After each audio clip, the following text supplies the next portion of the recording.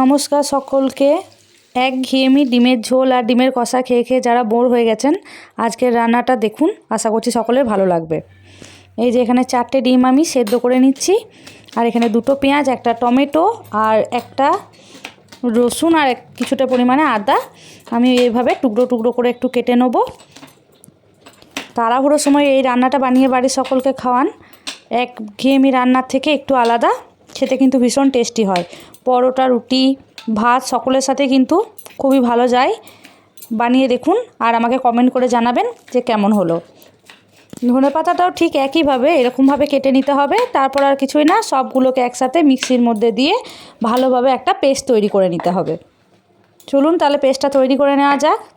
আর আগের ভিডিওগুলোর মধ্যে যারা সুন্দর সুন্দর কমেন্ট করেছে তাদেরকে সকলকে অনেক অনেক অনেক ধন্যবাদ। এই যে পেস্ট তৈরি করা হয়ে গেছে। এরপর ডিমগুলোকে এইভাবে এরমভাবে লম্বা করে 4টে করে টুকরো করে নেব। এই যে হয়ে গেছে সব ডিমগুলোকে টুকরো করে রাখা।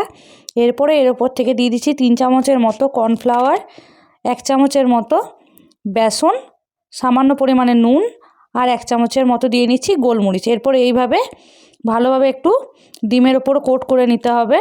কোটিংটা করে রাখলে ডিমের কুসুমগুলো কিন্তু ভেঙে যাবে না। এরপর একটা ফ্রাই প্যানের মধ্যে তেল গরম করে এইভাবে ডিমগুলোকে ভেজে নিতে হবে।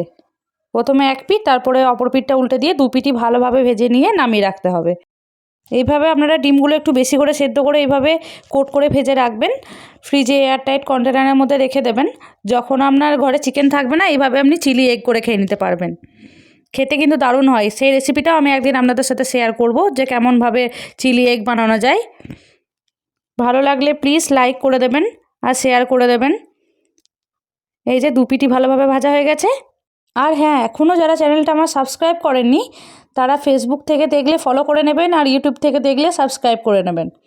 এরপরে কড়াইটা একটু ধুয়ে নিয়ে তার মধ্যে দিয়ে দিচ্ছি তেল, আর তেলের ওপর থেকে দিয়ে দিচ্ছি শুকনো লঙ্কা আর কারি পাতা। এরপরে পেস্ট করে রাখা মশলাটা দিয়ে দেব, আর দিয়ে দিচ্ছি 1/2 চামচের মতো ধনে গুঁড়ো, 1/2 চামচের মতো জিরে গুঁড়ো আর স্বাদ মতো নুন। ব্যাস, আর কিছুই না। এরপর ভালোভাবে নাড়িয়ে তেল ছাড়া পর্যন্ত অপেক্ষা করতে হবে। আর হ্যাঁ, তেলটা ছাড়লে তারপরেই কিন্তু আমি এখানে দিচ্ছি 1 চামচের মতো হলুদ আর 1 চামচের মতো কাশ্মীরি লঙ্কা। এরপরে আবারও একবার ভালোভাবে নেড়ে নিয়ে মশলার কষানো গন্ধটা চলে গেলে এর মধ্যে সামান্য পরিমাণে জল দিয়ে দেবো। মিক্সি ধোয়া জলটাই দিয়ে দেবো। ব্যাস, একটু ফুটে গেলে ডিমগুলো দিয়ে আর একবার ফুটিয়ে নিয়ে নামিয়ে নেবো। তাহলেই রেডি হয়ে যাবে আজকের আমাদের এই সুস্বাদু ডিমের রেসিপি। বাড়িতে অবশ্যই ট্রাই করুন, আশা করছি সকলের ভীষণ পছন্দ হবে। তাহলে আজকের মতো এখানেই টাটা, দেখা হচ্ছে পরবর্তী কোনো ভিডিওতে।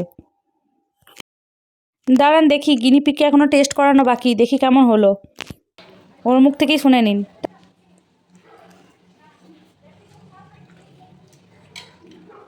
দারুণ।